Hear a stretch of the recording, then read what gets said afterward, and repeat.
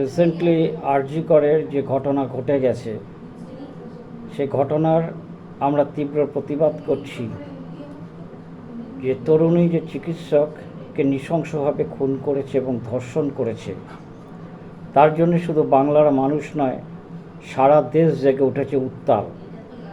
আমরা দোষীদের উপযুক্ত শাস্তি চাইছি, কঠিন থেকে কঠিনতম শাস্তি, যে শাস্তি নাকি সারা দেশবাসী দেখবে, শুধু বাংলার লোক নয়।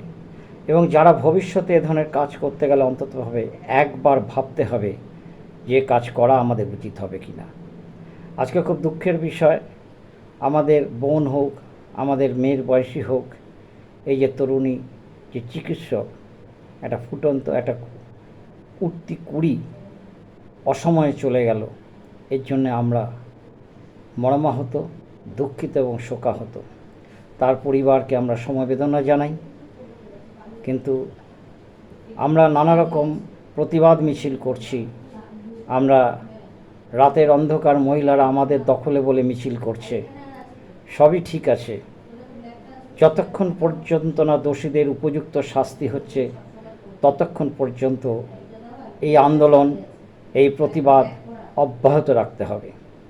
কারণ আমরা বিগত দিনে দেখেছি, আমরা কামদুনি দেখেছি, আমরা পার্ক স্ট্রিট দেখেছি, আমরা হাঁসখালি দেখেছি, আমরা সন্দেশখালি দেখেছি, আমরা কামারহাটি দেখেছি, আমরা কাটোয়া দেখেছি, আমরা হাওড়া দেখেছি, বারাসাত দেখেছি।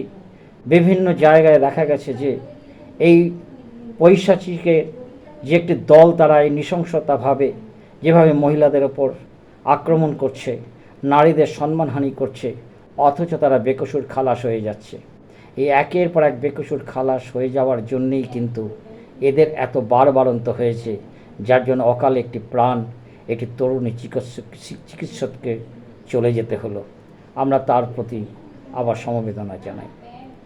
এখন প্রশ্ন হচ্ছে, এখানে অনেকে বলছেন এবং আমি নিজেও কিন্তু ব্যক্তিগতভাবে বলছি, কে এই অনুদান 85,000 টাকা নিয়ে পুজো করবে কি করবে না, সেটা তাদের সেই ক্লাবের ব্যক্তিগত ব্যাপার। এবং যে সমস্ত ক্লাব, আমার কাছে খবর এসেছে 100-র উপরে ক্লাব বোধহয় প্রত্যাখ্যান করেছে 85,000 টাকা, তাদেরকে জানাই আন্তরিক অভিনন্দন এবং শুভেচ্ছা, তাদের স্যালুট, যে তারা সুর দ্বারা সোজা রেখে এই টাকাকে প্রত্যাখ্যান করেছে। এবং আজও আমি বলবো, বাংলার যেখানে যেখানে দুর্গা পূজার জন্য যারা প্রস্তুতি নিচ্ছেন, নিজেদের পয়সায় করতে চাইছেন, অন্ততপক্ষে এবছরটা পুজোটা বন্ধ রাখুন। কারণ এই কারণে বলছি, অনেকে বলছেন যে হিন্দু ধর্মের উপর তো আঘাত করা হবে, এটা সনাতনী ধর্মের, হিন্দু ধর্মের একটা বৃহৎ পুজো, সারা বছর সবাই অপেক্ষা করে থাকে। কিন্তু সবই নাস্যাৎ করে দিয়ে আমি বলছি যে আপনার ঘরের মেয়ে, আপনার ঘরের বোন, আপনার ঘরের যদি কোনো মহিলা এভাবে অকালে চলে যেত বা এই ধরনের যদি ঘটনা ঘটতো, তাহলে কি আপনার বাড়িতে আপনি পুজো করতেন? তাহলে কি আপনি নতুন জামা কাপড় পরে রাস্তায় বেরোতেন? তাহলে কি আপনি নবমীতে পাঁঠার মাংস ঝোল, পোলাও দিয়ে, চাটনি দিয়ে, মালপোয়া দিয়ে, মিষ্টি দিয়ে, পায়েস দিয়ে কি খেতে পারতেন? একবার ভেবে দেখবেন। সুতরাং সেও কিন্তু আমাদেরই বোন, আমাদেরই মেয়ের মতো, তার প্রতি এটুকু সমবেদনা জানাতে পারবো না? অনেকে হয়তো এতে অনেক আয়ের পথ খুঁজে পান, সেটা হয় এ বছরটা না হয় বন্ধই থাক। তাদের বিভিন্নভাবে সারা বছরই তারা ইনকাম করেন, কোভিডের সময় তো তারা ইনকাম করতে পারেননি। আজকে একটা বছর এই পুজো থেকে আমরা বিরত থাকি, সারা বাংলায় দুর্গা পুজো বন্ধ থাক।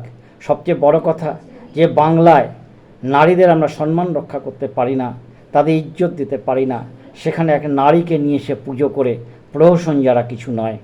অনেকে আনন্দে মাতোয়ারা হচ্ছেন যে আমরা আগামী দিনে পুজো করব, পুজোর প্যান্ডেলের জন্য প্রস্তুতি নিচ্ছেন। তাদের বিবেককে একবার জিজ্ঞেস করুন যে আপনার বাড়িতে হলে কি আপনি পুজোটা করতে পারতেন বা এই পুজোয় সামিল হতে পারতেন? নিজেকে একবার চিন্তা করুন। এবং ওই যে তরুণী চিকিৎসক যার বাবা মা আজকে শোকাহত, তাদের জায়গায় নিজেকে একবার বসিয়ে বিবেককে প্রশ্ন করুন যে পুজো কি আমাদের করা উচিত হবে কি না, তবেই উত্তর পেয়ে যাবেন। নমস্কার, সবাই ভালো থাকবেন। আশা করি প্রত্যেকে এই আন্দোলনে অংশগ্রহণ করবেন এবং যতক্ষণ পর্যন্ত না তাদের উপযুক্ত শাস্তি হচ্ছে ততক্ষণ পর্যন্ত প্রতিবাদ আমাদের চলছে এবং চলবে। নমস্কার।